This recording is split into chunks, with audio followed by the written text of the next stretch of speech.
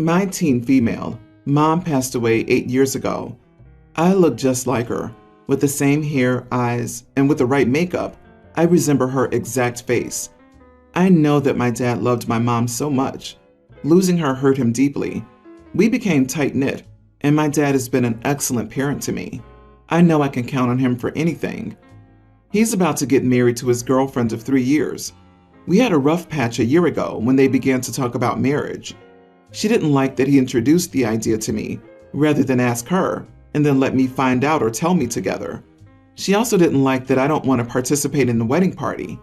I'm happy for my dad, I truly am, and I like his girlfriend as a person, but she'll never be my mother, and at my age, I hardly need to bond with someone that way. I'll spend the wedding taking care of my uncle's kids. He's paying me, and I accept it. So this wedding is really not a big deal for me. I accepted the invitation to give a small speech about them, and that's all. A week or so ago, my grandmother, Dad's mom, his fiancée, and I went shopping to get something she wanted.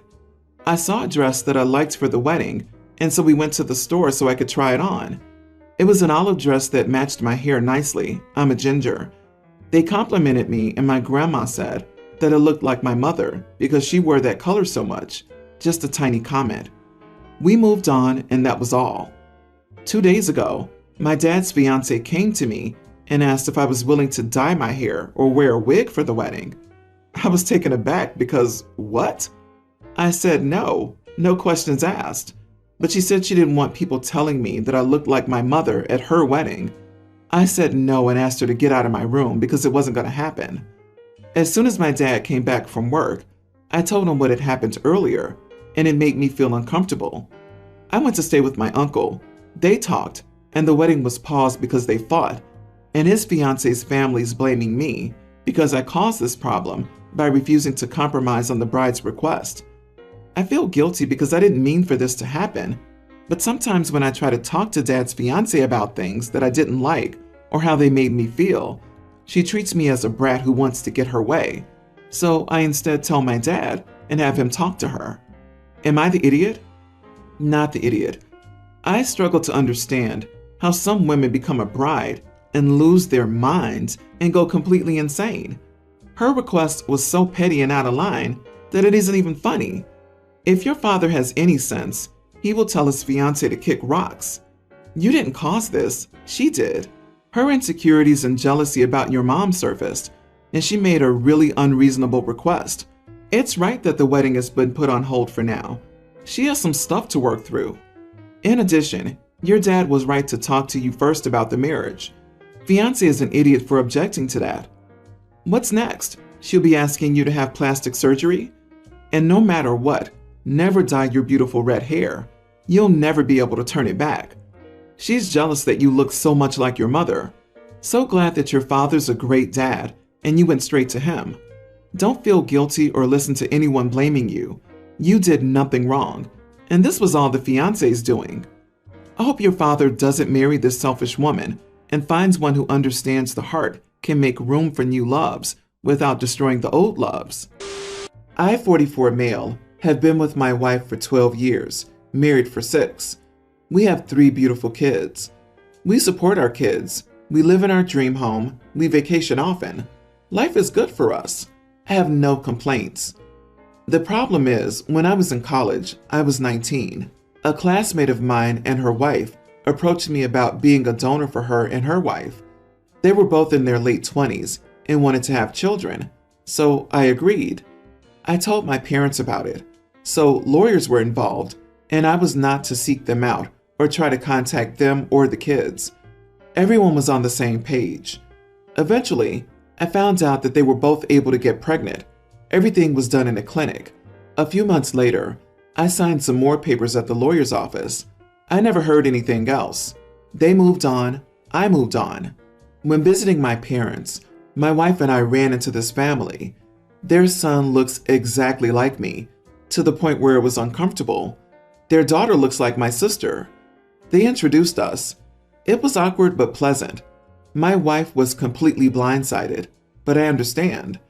I never brought it up with my wife because fertility was a huge trigger for her when we started dating because she was told she would never have kids. But then we started popping out babies, so I never felt the need to bring this up because I could legally never be involved with these kids, like ever. She's threatening divorce. She's really struggling with the fact that our kids have siblings. I try to tell her that they don't. They aren't my kids. And these women, their mothers, mean nothing, literally to me. I went years without even giving them a thought. In hindsight, I could have, but I really was trying not to trigger a very sensitive issue for her. And we eventually have beautiful children of our own. So I feel like an idiot. What the heck? You're not an idiot, but your communication sucks, my dude. LMAO, yeah, I'd tear you a new one for pulling this stunt too. LMAO could have totally not been an issue if you had taken 5 minutes conversation 12 years ago. You are the idiot, never mentioning it. Did you date for a second and then started trying to have kids? You're wrong for not being open about this with your wife. Now she'll be wondering what else is a lie and if you've withheld anything else from her. You have serious work to do if you want to rebuild her trust in you. And turning this into her problem, I was trying to protect you, instead of simply admitting and acknowledging you made a mistake, is a great way to wind up divorced. No idiots here. This is a tough one. Legally, you don't have kids, just like most donors don't. But I'm not surprised that your wife is shocked and hurt that she found out by being blindsided. It also makes sense that you wouldn't have wanted to bring it up, since fertility talks triggered her. You were well-intentioned, but she's entitled to her feelings on this. Hopefully some therapy will help. You are the idiot. Your kids do have siblings. Can you imagine if one of those kids and one of your kids started dating? Besides, you never thought that someday they'd come knocking at your door to get to know their biological father? You made decisions without thinking about the consequences on everybody around you. I, 28 male, have been with my lovely girlfriend, 29, for 3 years. We moved in together about a year ago. Aside from this issue, our relationship is perfect. She's a smart, compassionate, and successful woman, and I love her very much. I work part-time, while my girlfriend works full-time as a nurse. As such, I've taken up more chores around the house, including cooking. I love to cook, so I have no issue doing it. However, my girlfriend's food preferences are so insanely restrictive that it has sucked the joy out of cooking for me. She refuses to eat anything she deems unhealthy, which means no spaghetti, no hamburgers, no sloppy joes, no chili, nothing. Our go-to meal is grilled chicken with fresh veggies, which is delicious, but not I'll eat this 7 days a week delicious. I'm so bored of eating the same meals over and over. Anything with too many carbs? No. Anything greasy? No. A few times I've made my family's lasagna or grilled some hamburgers, stuff that I want to eat, and my girlfriend would blow up at me and refuse to eat and guilt me about it. I've reached my limit. I haven't eaten something I like to eat in almost a year. I set her down a few days ago and said I would start cooking things that I wanted to eat. I would still incorporate her favorite meals during the week, but some days I would cook stuff that I like too. She was furious. She said it was unfair to me to cook something she doesn't like, primarily when she works long shifts and looks forward to dinner. She said that we both eat healthy meals, whereas she would not eat unhealthy meals. So I'd be selfish to cook something that only one of us could eat. She asked me to make 2 meals. I said that it was unfair for her to expect me to cook 2 separate meals every night. I said she could eat the unhealthy meals, but she chose not to. I told her sorry, but if I'm cooking, I want to make the things I like too. She was so upset that she went to stay with her parents. Now she's calling me an idiot, and her family. They all eat only healthy meals. I miss hot dogs and French fries. Am I the idiot? Edit. I also cook and pack my girlfriend's lunch and prepare breakfast on the days that she's home. So I cook 3 times a day on most days. I'm fine with cooking what she wants for breakfast and lunch, but I'd like to have a day or two to choose what we have for dinner. Cooking 2 separate meals is not only time-consuming, but not exactly financially feasible since groceries are expensive, especially the ingredients she needs for her meals. I'm burnt out and just want to enjoy the food I like every once in a while. Not the idiot, and I think your girlfriend is being unreasonable. Why can't she batch cook a couple of chicken breasts on a day off so you can enjoy your burger and she has something readily available? Relationships are about compromise, and I couldn't imagine forcing my spouse to eat only what I want daily. That's unfair, and that's why it makes her the idiot, not the boring meal she chose. Why on Bob's green earth can't your girlfriend eat a leftover dinner? Cook a bit more on one night so she can eat that again the next night, and you can have your frozen pizza. Or why can't your girlfriend cook for herself 1 or 2 days a week on her days off? Or why can't you have your hot dogs and chili for your solo meals since you work part-time? Everyone's the idiot here. Just two people who lack the conflict resolution skills necessary for a successful relationship. This kinda sounds like an eating disorder surrounding the obsession with the eating healthy, more than entitlement. OP, but you'll need some real professional help to get past this. You are the idiot if you don't look into eating disorders, because that is exactly what it sounds like. Demonizing food is not healthy. Also, her inflexibility is very telling, among other things. I, 29, live with my pregnant fiancée, Sarah, 27, and my cousin, Mira, 18. To make a long story short, I basically raised Mira myself since she was 4 and I was 15. Her parents were extremely negligent, and when I was 20, she moved in with me. While she calls me by my name and calls me her cousin, we basically have a father-daughter relationship. Mira's important to me.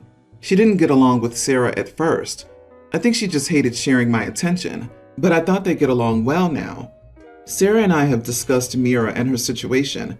While I knew Sarah thought independence was better, I personally think she should stay here while she goes to university. A few days ago, Mira came up to me crying and apologizing.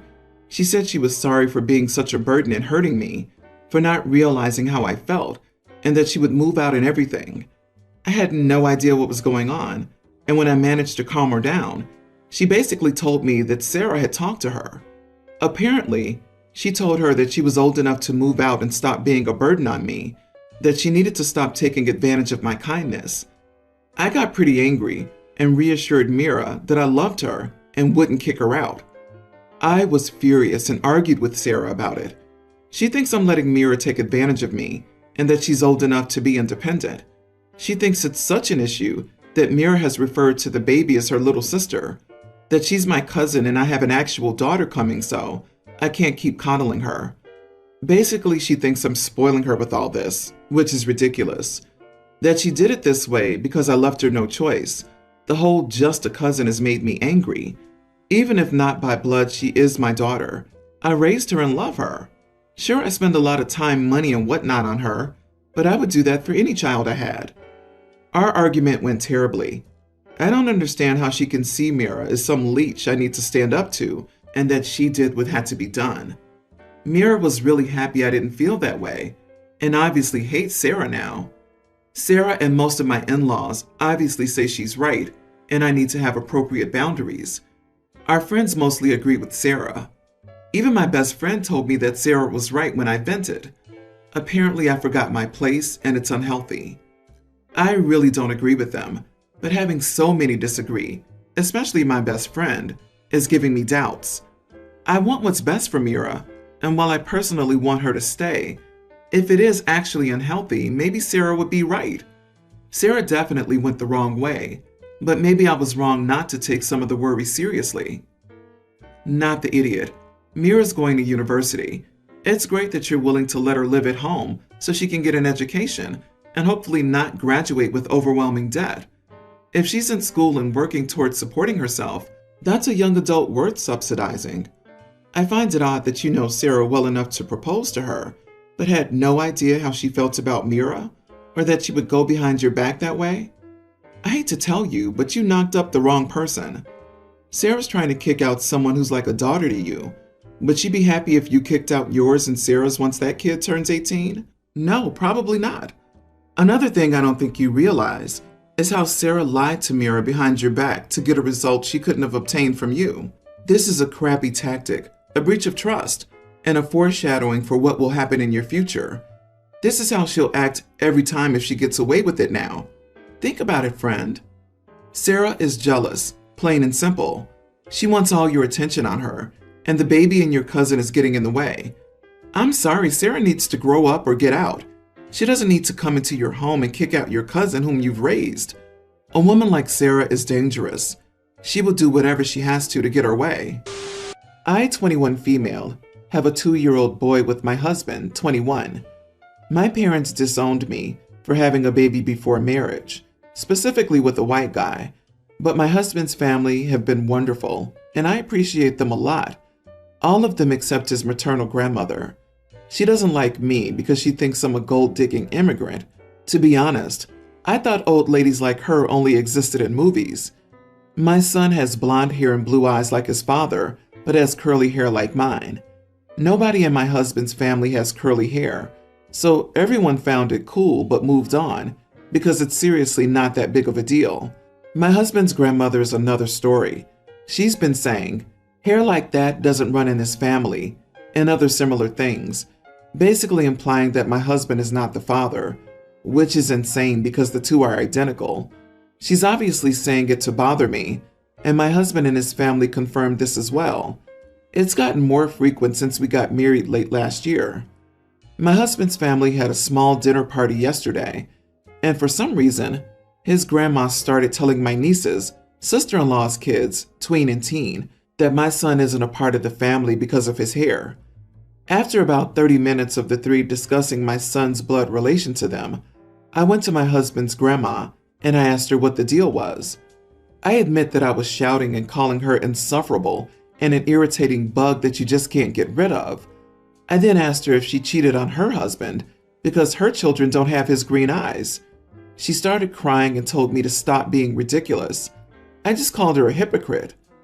After everyone calmed down, my husband's grandma told me that she knew I wasn't as innocent as I pretended to be, and that I needed to learn to respect people older than me. Her husband agreed and said that he's never had an issue with me, but I went too far today, especially since I'm aware that his wife has health problems. My husband, his sisters, and father say I did well, but his mother's begging me to apologize because her mother's very ill and doesn't know any better. It's only an apology, and I don't even have to mean it is what she's saying, but I can't. Maybe I'm being oversensitive, like she said. Am I the idiot? Edit. My husband has told his grandmother to stop multiple times. He isn't close to her or his grandfather for many reasons. He wasn't in the room when this whole thing happened, but I'm pretty sure he would have said worse due to their history. Not the idiot. Making a victim apologize for standing up to a bully is just a ridiculous premise. I'm sorry nobody stood up to you before, and that this was a shock to your system might be the extent of any apology I'd recommend. Don't apologize. That grandma does not get a free pass because she's sick, and definitely not for being old. She knows what she's saying is wrong. It's hurtful to you and your son, and no one should condone it. Granny needed telling off, and you did that. If you apologize, you're telling her it's okay to disrespect your child, and you, and you're giving her a green pass to do it at will. Not the idiot. If she can dish it, she can take it. And additionally, in my experience, toxic people's health is not affected by others' responses to their toxicity. They just thrive off the attention, whether positive or negative. Your husband's mother, though, seems to be affected by what happened, so the only person you would apologize for if you choose to would be for her.